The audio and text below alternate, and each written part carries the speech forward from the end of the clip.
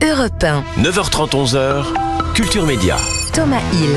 Merci beaucoup d'être avec nous pour la suite de Culture Média. Dans un instant, ma rencontre avec le chanteur Robbie Williams. Mais on a le plaisir d'être encore quelques minutes avec le Robbie Williams français, Ouais, c'est ça. Stéphane Rothenberg. Un peu moins de drogue.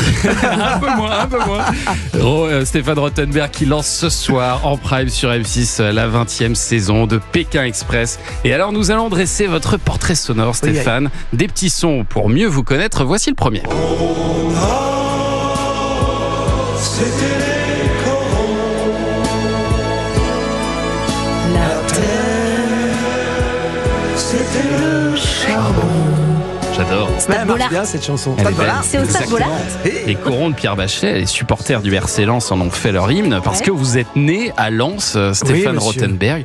Vous aviez même un grand-père mineur. Oui, absolument. Et ma famille vivait Fosse 2. Donc pour ceux qui sont la Lens se rappelle effectivement. Oui, j'ai des bons. Je suis parti vers l'âge de 3 ans, mais j'ai encore une partie de ma famille qui vit là-bas. Et j'ai encore un cousin qui travaille pour le RC Lens. Donc non. Ça reste important à votre cœur. Et tous vos grands-parents sont d'origine polonaise, c'est ça? Ouais. Tous. Ils sont venus dans les années 20. Donc Rothenberg, c'est un nom polonais ou... Absolument. Il y en a qui sont venus à Paris, il y en a qui sont venus dans le Nord, dans les mines. Et alors, très jeune, vos parents, ils déménagent à Paris. Vous faites votre scolarité, Stéphane Rothenberg, à Paris. Mais est-ce qu'il est vrai que vous avez refusé de passer votre bac quelques semaines avant l'examen? Ouais, parce que c'est stupide, hein. Mais je voulais être journaliste, et mes modèles dans ce métier n'avaient pas le bac. Ah. Et donc, lâchement, je me suis dit, bon, de toute façon, c'était Philippe Bouvard, par exemple, c'est des gens comme ça. Et donc, j'ai pas besoin. Et je me suis dit, je vais commencer plus jeune à bosser dans les rédactions, etc. Et je vais les quelques années de formation de journaliste, je vais les former dans les rédactions, puis comme ça, je vais gagner du temps.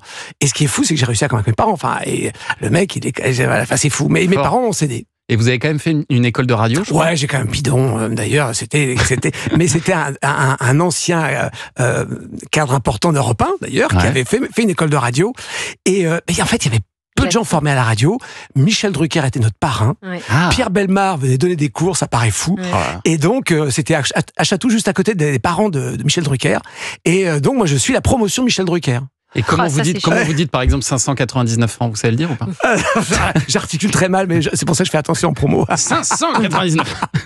Et alors, vous avez fait, à l'époque, une émission qui ressemble un petit peu, finalement, à Culture Média. C'était sur une petite chaîne de télé. Écoutez ça.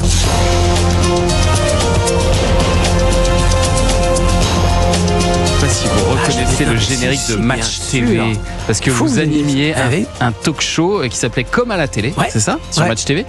C'était des interviews de stars de la télé, c'est ça? Exactement, oui. Alors, c'est pas facile de retrouver les archives, parce que je pense qu'aujourd'hui, elles sont pas mal planquées. Je sais où elles sont, mais je fais tout pour pas qu'elles sortent. Mais oui, j'en ai fait 150 quand même. Sur Match TV, j'interviewais toutes les personnalités de la télévision, connues, inconnues, les animateurs, les anciens animateurs, etc. C'était pas encore la mode à l'époque. Est-ce que c'est un exercice qui vous manque, l'exercice de l'interview, ça, parce que vous en faites moins forcément? Ouais, j'en fais beaucoup moins. Alors c'est vrai qu'au début, j'étais parti là-dessus, et surtout j'avais beaucoup de compliments de plein de gens, donc mon orgueil était un peu flatté. Un moment, oui, je savais qu'en allant à M6, ce serait pas le genre de la maison. Il y a pas il y a peu de talk. Il y en a un maintenant avec La Grande Semaine. Voilà, exactement. Marc-Olivier Fogel avait essayé un moment, etc. Mais c'est pas la culture maison. Non. Et très vite, d'ailleurs, mes patrons m'avaient dit ce sera pas pour ce que tu as fait effectivement chez Lagardère qu'on va te prendre, on va te choisir pour autre chose. Et c'est vrai que au début, ça me frustrait, mais c'était soit tu vas le faire ailleurs, mais c'était pas possible. Parce que c'est vraiment pas la culture d'M6. Oui, au début, oui. Mais c'était il y a 20 ans, 25. Donc, c'est passé depuis. Mais oui, au début, ça frustre. Et maintenant, non. Allez, un autre extrait. J'ai beaucoup réfléchi et je me suis dit que ce serait formidable que je puisse choisir les deux. Alors ça, malheureusement, c'est impossible, hein, Marc, vous le savez. Et si on pratiquait la polygamie? Oui, mais malheureusement, c'est interdit en France. Oui, mais alors pourquoi on appelle ça la polygamie française?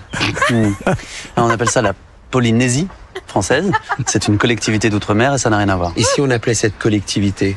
Elle ne répondra pas. Et si on les mettait l'une derrière l'autre, comme ça, et quand on est devant, on croit qu'il n'y a qu'une personne, il y en a deux. Non, c'est impossible.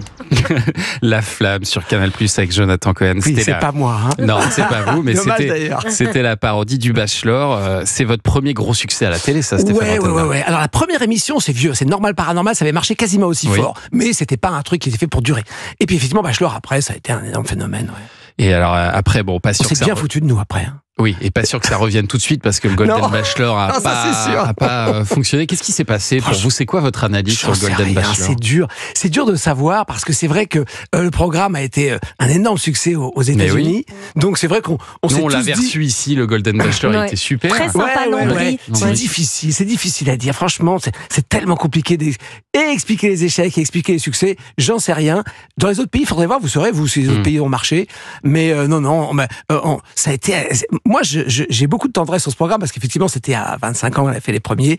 Et voilà, c'est comme ça. Hein. Ouais, j'ai pas d'explication. Bon, et ça revient quand, ça? Très bientôt. En général, c'est vers le mois de mars, non? Ouais, la cuisine, oui. Alors, la programmation, c'est un truc. Alors, il faut savoir qu'il y a réunions de programmation. Même nous, hein, là, à la production, on ne sait jamais rien. C'est une sorte de conclave. Ah, puis alors M6 là-dessus, ils sont terribles. Non, mais je crois que TF1 et les autres sont pas mieux. C'est normal. C'est incroyable, c'est-à-dire que rien ne sort. Nous, franchement, pour la production, ça nous arrange beaucoup de le savoir, hein, parce que moi, je pose ma voix sur les textes. Donc, est-ce qu'on est vraiment en urgence et tout? Et ils se méfient de nous. Ils ont peut-être raison. Hein. Ils veulent pas de fuite.